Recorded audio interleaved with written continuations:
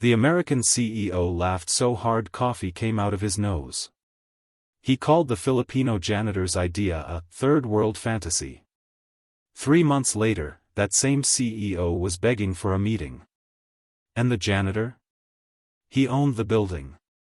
The Manila heat pressed down like a wet blanket. Inside the glass tower of BrightStar Logistics, air conditioning hummed so cold it turned breath into smoke. American CEO Robert Hales stood at the head of a long mahogany table. Around him sat vice presidents in Italian suits, all nodding before he finished speaking. Robert had built BrightStar from a garage in Ohio. He never failed. He never listened. He never looked down. Except today, he looked down at the small Filipino man standing by the whiteboard. That man was Emmanuel "Eman" Reyes. Eman had been cleaning the executive floors for 11 years. He knew every trash can, every coffee stain, every late-night pizza box left by overpaid strategists. He also knew shipping.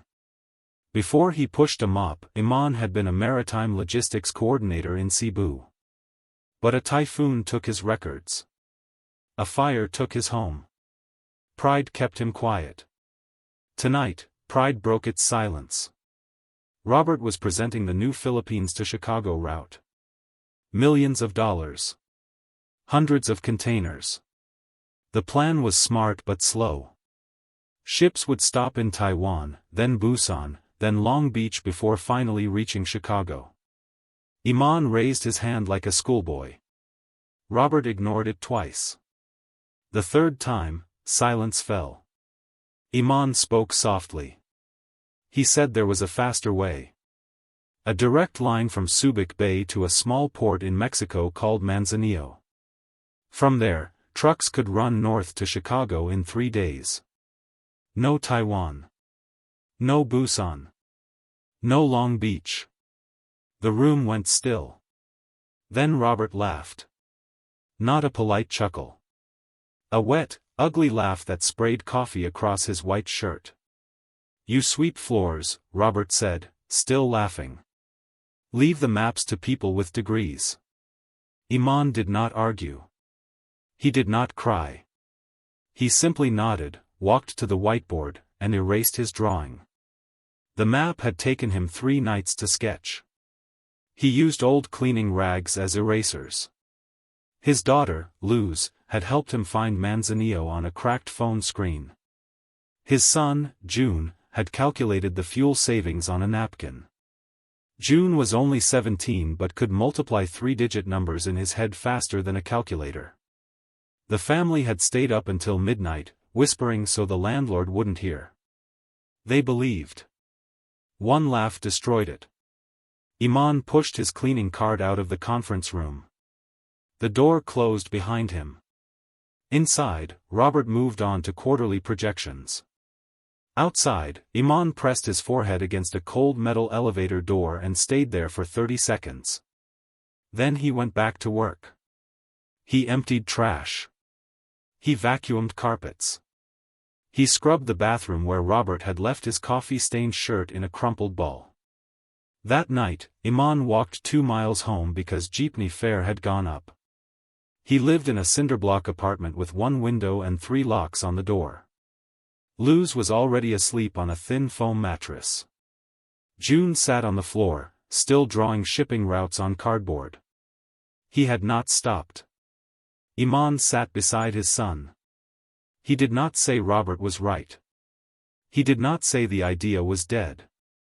He took a stub of pencil and said, "Show me again." Jun's face lit up like sunrise. For 2 hours, father and son traced the Pacific. They calculated time, fuel, customs delays, and pirate risks. They used a library book on Mexican ports that Jun had stolen in his desperation. By midnight, the plan was not just good. It was bulletproof. The only thing missing was money. Eman had $200 in a rice jar. The route needed $50,000 just for the first test container. Jun said they could sell the apartment. Eman laughed for the first time that day. It was a dry, broken sound. We don't own it, he said. We rent the dust. Then Eman remembered someone. His brother, Mateo. Mateo was older by 2 years. He had left the Philippines 20 years ago to work on cargo ships. Now he was a chief engineer on a Panamanian-flagged vessel. He had seen every port from Rotterdam to Shanghai. More importantly, Mateo hated Robert Hales without ever meeting him. Because Mateo hated any man who laughed at a poor man's dream. Eman called at 1 a.m. Mateo answered on the first ring. He was in international waters, somewhere off the coast of Chile. The line crackled. Eman explained the route. Mateo listened without interrupting. When Eman finished, Mateo said 3 words, "I have money." He had been saving for a fishing boat to retire on. A small thing, maybe 40 feet. Enough to sell grilled fish on the beach and die in peace. The savings were exactly $53,000. Mateo did not hesitate. "You are my blood," he said. "Blood does not rent. Blood buys." He wired the money that night through a shipboard satellite connection. The fee alone cost $500. Mateo paid it smiling. Eman did not sleep. He went straight to the port of Subic Bay before dawn. He found a small freight forwarder named Delta Cargo, run by a Chinese-Filipino woman named Mrs. Tsai. She was 72 years old and had outsmarted 3 recessions. Eman laid out the cardboard map on her desk. Mrs. Tsai studied it for 5 minutes without blinking. Then she asked one question, "Who is your guarantor?" Eman said, "My brother's entire future." Mrs. Tsai laughed. But it was not Robert's laugh. It was a laugh of recognition. She had started with less. She stamped the papers. The first container, loaded with dried mangoes, coconut oil, and hand-woven baskets, left Subic Bay on a Tuesday. Eman stood on the dock until the ship became a dot. Jun stood beside him. Luz had come too, holding her father's hand. None of them knew if they would ever see that container again. But they watched it disappear anyway, because watching was the only prayer they had left. Image prompt 10, 3 Filipinos standing on a shipping dock at sunrise, father, teenage son, and younger daughter, watching a cargo ship grow small on the horizon, metal containers stacked like colored blocks around them, seagulls overhead. The container arrived in Manzanillo in 9 days. Not 15. Not 22. 9. Mexican customs cleared it in 6 hours because Mrs. Tsai had paid the right clerk the right unofficial fee. Trucks carried the goods north through Guadalajara, then across the border into Texas, then straight up to Chicago. Total transit time from Eman's dock to the Chicago warehouse, 13 days. Robert's expensive Taiwan-Busan Long Beach route took 31 days. Eman's first shipment made a profit of $7,000. Not a fortune. But proof. He sent 5 more containers in the next month. Each one faster than the last. Each one more profitable. Mrs. Tsai started calling him Captain Eman. Jun quit school to help with the books. Luz designed a logo, a blue wave with a brown star. They called the company Tadhana, which meant destiny in Tagalog. But destiny, Eman was learning, had sharp teeth. Then Robert Hales found out. A junior BrightStar analyst noticed the sudden drop in shipping times from the Philippines. He traced the containers to Tadhana. He traced Tadhana to Eman. The analyst printed the report and placed it on Robert's desk with trembling hands. Robert read it 3 times. His face went from confusion to disbelief to a quiet, burning fury. He had laughed at a janitor. Now that janitor was stealing his clients. 2 of BrightStar's biggest Philippine accounts had already switched to Tadhana. Robert called an emergency meeting. He did not invite Eman. He invited lawyers. The plan was simple: crush Tadhana before it grew. Offer Eman a tiny settlement. If he refused, drown him in court fees until his $53,000 became $53. Robert's lawyer, a thin woman named Ms. Crane, smiled when she heard the plan. She had destroyed 47 small companies in her career. She called it pest control. Ms. Crane came to Manila personally. She met Eman in Mrs. Tsai's office. She did not shake his hand. She slid a cease and desist letter across the table. The letter claimed BrightStar owned the idea of a direct Subic to Manzanillo route because Eman had conceived it while on their property. Ms. Crane said, "You were on the clock when you drew that map. That makes it their intellectual property." Eman read the letter twice. Then he looked at Ms. Crane and said something that made her smile vanish. "I drew the map at home," he said. "On cardboard. At midnight. My son and daughter were witnesses. Also, I have photos." Jun had taken pictures of every cardboard sketch with his cracked phone. The photos were time-stamped. All of them were taken after 10 p.m., long after Eman's shift ended. Miss Crane's face went pale. She stood up without another word. But that was just round one. Robert did not give up. He went after Mateo. BrightStar contacted the shipping line that employed Eman's brother. They claimed Mateo had used company satellite time for personal financial gain. It was a lie. The satellite call had been during Mateo's unpaid break. But shipping companies hated trouble. Mateo was given a choice: resign or be fired. He resigned. 20 years of loyalty erased in one phone call. Mateo flew back to Manila with nothing but a duffel bag and a broken spirit. Eman met him at the airport. The two brothers hugged for a long time without speaking. Then Mateo whispered, "He took my boat." He meant the fishing boat. The retirement dream. The $53,000 was gone now, sunk into Tadhana's containers. If Tadhana failed, Mateo would have nothing. No ship. No boat. No beach to grill fish on. Just an empty apartment and the taste of betrayal. That night, Eman almost quit. He sat on the edge of Luz's mattress and watched her sleep. Jun was at the office, alone, trying to reroute 3 containers that had been delayed by a sudden Mexican port strike. Eman felt the weight of every decision. He had risked his brother's savings. He had pulled his son out of school. He had turned his daughter into a logo designer instead of letting her dream of college. For what? To fight a billionaire who hired lawyers the way normal people hired maids?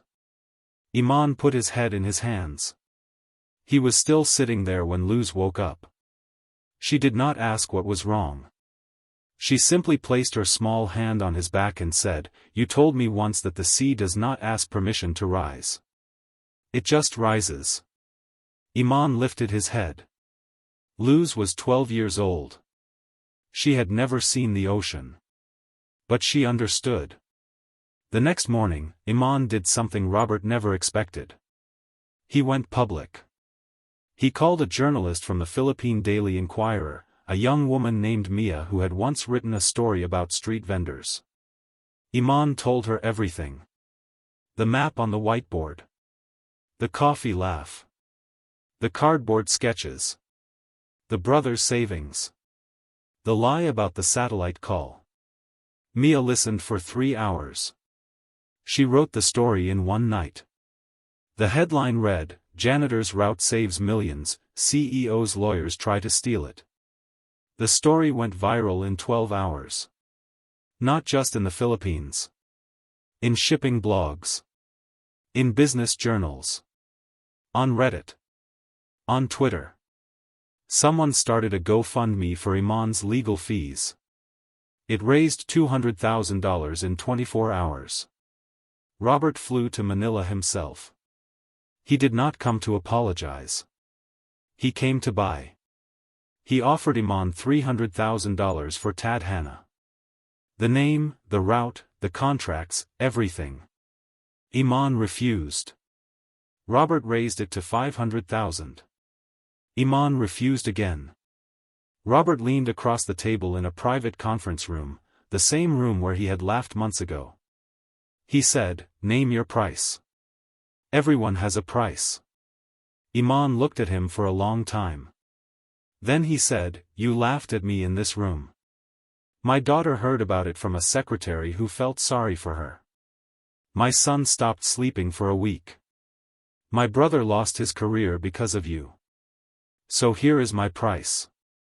You will publicly admit that my idea was better than yours. You will donate $1 million to a scholarship fund for Filipino children. And you will never set foot in this country again." Robert's face turned red. Then purple. Then white. He stood up so fast his chair fell backwards. He pointed a shaking finger at Eman. "You are nothing," he whispered. "You will always be nothing." Then he walked out. That should have been the end. But Robert had one more weapon. He called every major freight forwarder in Manila. He told them that doing business with Tadhana meant losing BrightStar's business forever. Most forwarders were cowards. They dropped Eman within a week. Mrs. Sai did not. She was 72 and afraid of nothing. But she was only one woman. Tadhana's shipments dropped by 80%. The GoFundMe money ran out. Lawyers stopped returning calls. June stopped smiling. Luz started crying at night when she thought no one could hear. Eman stood on the same dock where he had watched his first container disappear. This time, no ships came. The port was empty. The sea was gray. He felt something crack inside his chest. Not his heart. His hope. It was worse. Then Mateo arrived. The older brother had not spoken much since losing his job. He had spent weeks just walking the Manila streets, watching other men load cargo, remembering the feel of an engine room under his feet. But Mateo had not been idle. He had been calling old shipmates. Sailors from a dozen countries. They remembered Mateo as the man who shared his food when rations ran low, who fixed their radios for free, who never left a man behind at port. One by one, they agreed to help. A Greek captain offered to carry Tadhana containers at cost. A Vietnamese crew chief promised fast turnaround in Manzanillo. A Kenyan dockworker named Samuel volunteered to handle customs on the Mexico side for no salary, just a promise of future work. Mateo brought their names to Eman on a crumpled piece of paper. There were 47 names. 47 people who believed in a janitor's dream. Eman looked at the list. Then he looked at his brother. "You built an army," he said. Mateo shrugged. "I built a family." Tadhana rose again. Slowly at first. 1 container. Then 5. Then 20. Robert's threats meant nothing because Tadhana no longer needed Manila forwarders. The ships came directly from Greece. The crews were Mateo's friends. The Mexican port was handled by Samuel, who turned out to know every customs officer by first name. Within 6 months, Tadhana was moving more goods than BrightStar's entire Philippines division. Robert tried to lower his prices. Too late. Clients had seen the numbers. They had also seen the story. No one wanted to work with a CEO who laughed at janitors. BrightStar's stock dropped 17% in 1 quarter. Robert was forced to resign by his own board. He flew back to Ohio in a private jet that felt like a coffin. Eman did not celebrate. He did not gloat. He simply bought the glass building where he had once pushed a mop. He renamed it Tadhana Tower. The janitor's closet on the 12th floor became his office. He kept the mop in the corner. A reminder. The last time anyone saw Robert Hales in public, he was eating alone at an airport diner in Cleveland. His suit was rumpled. His eyes were empty. A reporter asked him if he regretted laughing at Eman. Robert did not answer. He just stared at his cold coffee. Meanwhile, in Manila, Eman Reyes stood on the roof of Tadhana Tower with his family. Jun was now a shipping logistics manager. Luz was studying engineering on a full scholarship, paid for by a fund that Eman had started with his first million. Mateo finally bought his fishing boat. But he never used it for retirement. He used it to teach poor children how to swim. Eman looked down at the city below. He thought about the night he almost quit. The night Luz touched his back and reminded him that the sea does not ask permission to rise. Then he turned to his children and said, "Let's go home." They walked inside. The door closed. Somewhere far below, in the lobby of Tadhana Tower, a new janitor was mopping the floor. He had an idea. He was waiting for the right moment to speak.